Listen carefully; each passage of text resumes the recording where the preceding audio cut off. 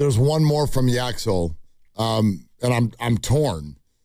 Don't be torn, because I just read another quote from Yaxel, and I'm wondering if what you're going to play is what I just read. Well, I want to play. Well, let's play the thing from Yaxel. But Filmo Mike is also on hold, and I love it when Filmo calls. So we want to get to all of this. And if anybody else wants to react to this, I find this very interesting, but not in any sort of a concern way. To me, it's more just a... well, and warning is the wrong word, but I think there's an awareness level. The Warriors, I'm sure, have it. Like, they don't draft people and do multi-million-dollar investments unless they've really vetted and talked it all out and they feel like this fits. But I keep getting the exact same impression from Yaxel. I'm great with it, but I think that the world and the Warriors need to be ready for a lottery pick that is a very large personality. And I'm trying to think of a comp here. Draymond Green was a second-round pick and did not make it onto the floor for a while. Other than that, right, Jonathan Kuminga, James Wiseman, these people didn't speak for 2 years. I think the closest comp I can think of is Pods, and his comments, he's not that boisterous, but his comments about, I want to be better than Steph Curry, that got blown out of proportion, but that led him to kind of be a little bit more reserved. And look how that's gone. Well, that's kind of my point about the comp. Yes, like he is very confident, and now half the fan base is practically out to get him. And so here we are again. And we know how it works. If Yaxel is awesome, then it's all good. But that's a hell of a lot to put on his shoulders. He's a rookie. And so if he comes in and struggles a little bit, how does the fan base, how do his teammates take it if his personality remains large and his output doesn't match that? So here's the last one, and this is the one for me where I kind of go, ooh, if I were your PR rep, I'd be like, how about if we talk more about being a really good Warrior and fitting in and hoping the team wins. But instead, what Yaxel, and again, this is on his live stream, he's playing Rocket League and streaming on Kick, and Yaxel starts talking about the stats that he wants to put up. Can you predict your stats? I'm going to try to average 15 points, like 6 rebounds, and like 3-4 assists. I'm going to make that like the bare minimum for me, you know what I'm saying? If I get under that, then I'm asked. I now want to remind everybody, he's answering questions that fans are sending in. So it's not like he just decided to start talking about stats. And I love that he answered, but I know a lot of people are like, the correct answer for a rookie, can you predict your stats? I'm not worried about stats. I want this to go really well for the Warriors. We want to win, and I want to play the role, the stupid stuff. That's what people want to hear, though, sometimes. And I like this, but that's not this guy. That's not who the Warriors drafted. The Warriors drafted somebody who will say it. And we'll see. He'll say all of it. We'll see how that blends with the likes of Steph Curry, Draymond Green, and other veterans. Al and Jimmy and Melton. I mean, there's so many veterans. And I guess the only thing that would have been more eyebrow-raising was if he said, my rookie stats, have you guys not seen what Steve Kerr does to rookies? I'm going to go with 0 points, 0 rebounds, 0 assists. You don't think I'm playing? Right. Y'all haven't been watching? Filmo Mike. Filmo. Thanks for calling. Hey, first of all, Tibbs, what the hell you talking about language?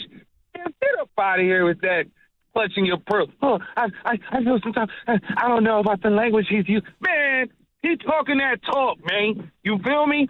The youngsters talk like that, Tibbs. You down there pushing 65, 60 outside with it. You feel me? So you not with it, but the youngsters, that's how they talk, bro. And it reminds me of Anthony Edwards. We got our own, and it's not like a Draymond. Draymond get real serious. Yaxel, he just talking, he just having fun, Bill. He don't know. He's when you're naive, you kind of, you're not ignorant. You just don't know. He's just a baby. Like, man, I'm trying to average 16. That's what he's trying to do. I love to hear the talk. I love the bravado. And let me mention this: Steph is awesome, but Steph is super like he's not even Obama presidential. Like he's over the top, like to the point where it's like Steph give answers and you respect it and you love it, right? But he don't get answers that he don't. I don't know. I can't really explain. He give a great answer, a perfect answer, but he's not answering the question like in a Charles Barkley or Anthony Edwards type of way. And the Pods comparison this is a great one. And I just want to say this, and I don't want to get too deep, but I think it's going to land with Yaxel more, and I'm going to get this weird analogy. Just follow me. We in the Bay Area. A lot of people say the N-word, right? That's not African American, and sometimes people frown upon the Asian or Filipino or Latino saying that word, where it's more so socially accepted for black people to say that word. Now I don't really care, right? But it's almost like when Pods was like, "Oh man, I'm trying to be like Steph," they rolled their eyes like you saying like, "Bro, why are you using that word?" And you just trying to act like you down. Whereas Yaxel, he said what he said, and you kind of feel it more, and you kind of believe it. And I don't want to take it deep because I like BP. Me personally, I think he's a solid player, and so and he is a winning player. So I don't want to take it there, but it kind of reminded me of that. Like when one person said it's okay, but when someone else said, you kind of, turn your nose and like, bro, what are you talking? Well, come on, bro, you trying to be like Steph? And when Yaxel just did it, he just admiring Steph. Like, bro, I ain't finna be Steph. I just want to average 15, 16, 6, and 3, 4 assists. So, I don't know. Yeah, thanks, Filmo. Maybe it is. I thought that you jump in Maybe first. it's me, Filmo, bristling at the use of that word that you referred to, and I would never use it. And people who are African American, I understand that you use it, you can use it, and all the rest of it.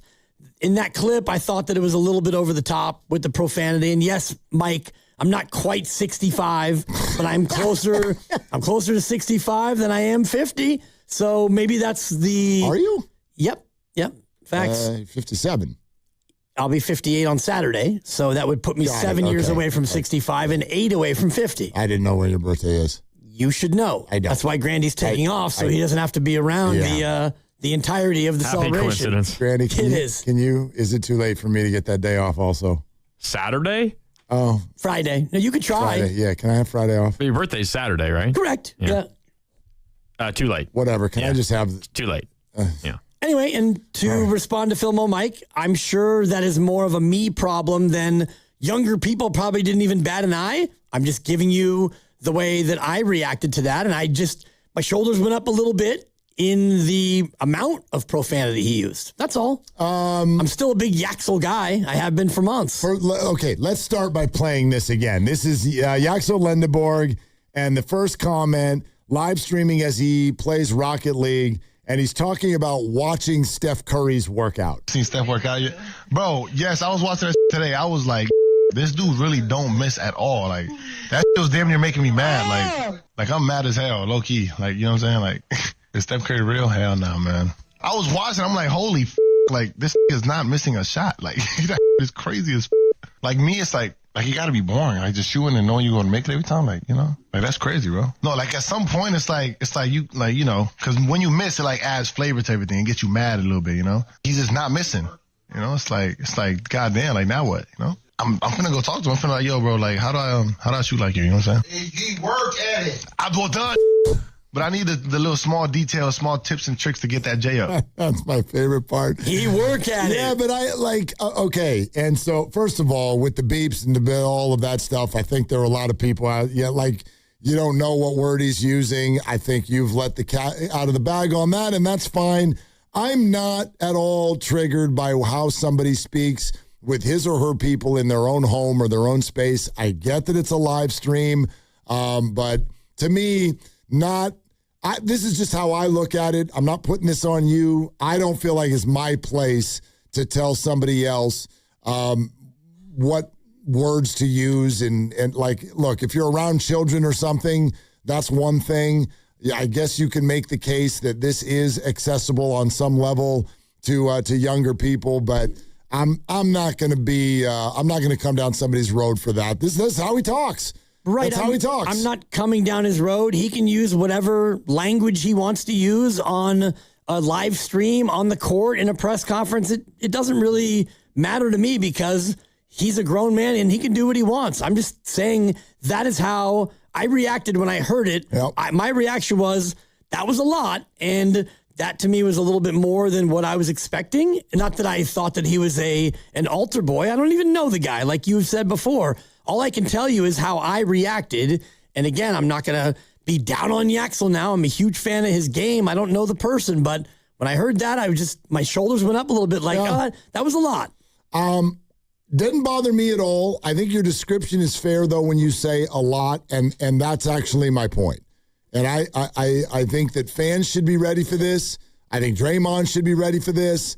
I think the Warriors will be ready for this. This is an organization that, despite its reputation, I think does a pretty good job most of the time tucking the younger players in, at least from a relationship standpoint. I know the two things that so many of you will bring up. Draymond punched Jordan Poole, and Steve Kerr wouldn't play Jonathan Kuminga. That's not what I'm talking about, quite frankly. I'm talking about an organizational structure. I'm more talking, for example, the way Jimmy Butler tried like hell to get Jonathan Kuminga under his wing and kind of guide the young man through what was clearly a difficult situation. I think the Warriors are built to handle this, although he's also arriving at an interesting time where things are probably going to become more frustrating, the fading dynasty, if you will. So that can be difficult. But Yaxel, I think he's more mature, obviously, than maybe he was a year ago. He's been very, very successful in college. I have no doubt that his game is going to speak for itself in the pros. But the phrase you just used, a lot, I think that's what we should be ready for. Yaxel's a lot. He's not, there's not going to be like demure, hey, I'm just happy to be here. That does not feel to me like who he is. And that can create challenges when you're the new guy and you're joining an establishment. Not just that the Warriors have won 4 rings. They're literally bringing the exact roster back, and you're the only update. That's it, just you. And you got to fit yourself into that fraternity when everyone else has already been in it. That can be challenging for a big personality. And it can be challenging for the group when the guy who is coming in is 24. And just hearing you lay that out, if you go back to their previous drafted players, I think Pods was 20, maybe just 20, 2 years of college. Kuminga and Wiseman were both 18. I think Moses Moody was 19. So your previous highly drafted players, and I'll throw Pods in there because he was a first rounder, they all were not yet of legal drinking age. And here comes a guy who played 6 years of college basketball, fresh off the natty, and he's got a lot of self-confidence, and he's willing to talk to you about that, and he's 24. So this rookie is going to be a little bit different for the vets even to onboard than the previous guys who were, Wiseman played less than an hour, 60 minutes of college basketball. So he came in raw, and Kuminga had only been in the country for 4 or 5 years. And, Pods had a chip on his shoulder, but wasn't necessarily running material. And this guy's a little bit different. Let's keep going on the phones. 888-957-9570. But first, you're listening to 95.7 The Game, KGMZ FM and HD1 San Francisco, Odyssey Sports Station, the home of the Golden State Warriors and Valkyries. Always live on the free Odyssey app and coming to you live from the Laughing Monk Studios. Basketball coverage on 95.7 The Game is presented by Xfinity. Score the most reliable Wi-Fi, one price, 5 years, guaranteed. Xfinity. Imagine that. Let's go to Lucky in the city. Hi, Lucky. Thanks for calling. Good afternoon, Willard and Biz. How you guys doing today, man? What's up, man? Thank you for calling in. All right, man. Well, I've been on a kind of hiatus, man. I've been trying to rehab, man, so I can get back to work. So, but I still been listening to you guys. As far as the Yaxel situation, I love the passion and I guess you could say the youthful maturity, if you want to say. But I kind of agree with Divs. I mean, we're both OG, so if you're talking to maybe like the public or whatever, you do need to kind of watch what you say because it can get taken out of context, even though that's something that our culture, frequently uses. But you still have to be mindful of your job and your position and how it's going to affect like the young people that are watching you, they're looking up to you. So just be careful, Yaxel, but keep it. I love it. I'm ready for this Warrior season, man. I know you guys are, thinking that we're going to be in the crapper, but I think we might have a shot to be top 6. I don't think they're necessarily Lucky. Thank you for calling. I don't necessarily think they're going to be in the crapper. I haven't even put necessarily a standings thought to it. Let's see what Yaxel looks like. Let's see what the health of Steph Curry's knee is. Let's see how quickly Jimmy can get back. Blah blah blah. Like, I'm gonna be here for all of it, but we'll do the schedule game tomorrow. We'll go through all 82. Yeah, the whole thing's coming out. Yep. I am very excited about this player, and the bigger his personality gets, the more excited I get. That's how I look at it. Lucky's not wrong. I think every player, when you come into the league, Dejon's dribbling is going to learn this. It doesn't matter what your personality is. You need to learn that once you become a highly paid professional, the intensity, the scrutiny, it gets ratcheted way up. Now, Stribling played in the SEC, for example. So you could argue that the intensity of the eyeballs might have even been more. But this is the National Football League now. And you're getting paid highly, and now you play for one of the biggest brands in the sport. That changes everything. You're going to be on fantasy league teams and all of this. Same thing with Yaxel. And he's joining an iconic group. I know it's been 4 years since they've won, but you're literally joining Steph Curry. So, yes, there's a learning curve. Doesn't matter who you are. There's a learning curve.